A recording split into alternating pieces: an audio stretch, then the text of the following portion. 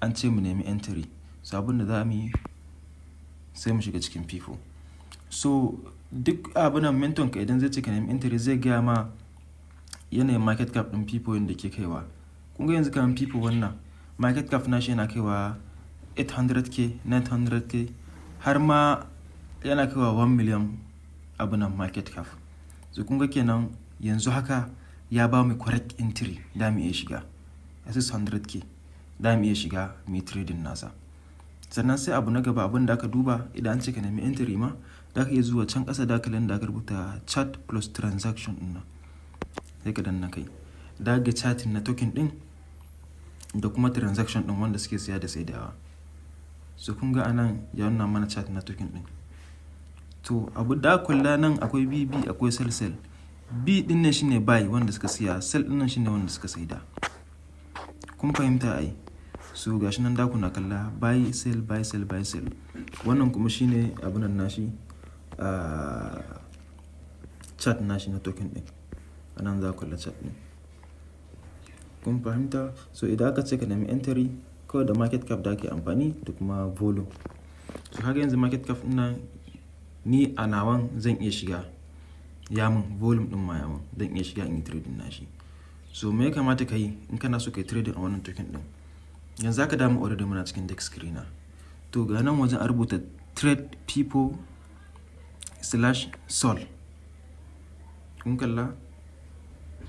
So ina so in yi shi ne in siya ne kamar na $3 ko 4. So sai in yi baya in koma kan cikin phantom ɗina. In kalla how many sol ne $10 0.07. So ni kuma na son zai na 0.02. Dan yi minimize in koma sai dan kan trade/abunan people nan da ga ban 2 option. So amma wasu baya ba su wannan option ɗin nan. Baya nuna musu open in phantom. So idan bai nuna ma open in phantom ba me kamata ka yi? Da ka yi minimizing ka koma kan phantom naka can ƙasa da ka wajen browser na phantom. Idan ka shiga da ka la DEX screener sai ka danna kan DEX screener. Idan ya shiga ma kan DEX screener ka wajen searching din nan da ka kofin contract address din nan ka je kai pasting duk the same thing ne da wancan DEX screener. Ko wancan application ne wannan kuma website ne.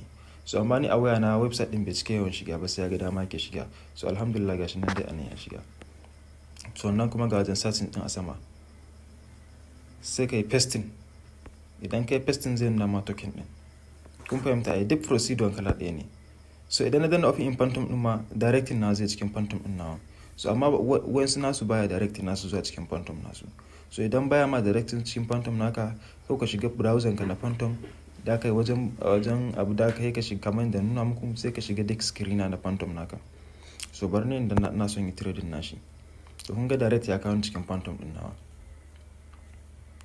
To a cikin phantom din naka idan ka shiga kai satin token din ka danna kana so kai trading da sentin nan wajen zai ka wajen buy and sell wato na people.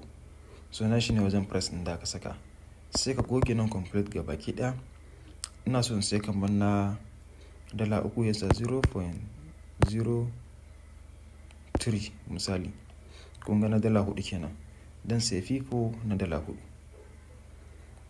So amma na $5 nake so ni in siya 0.04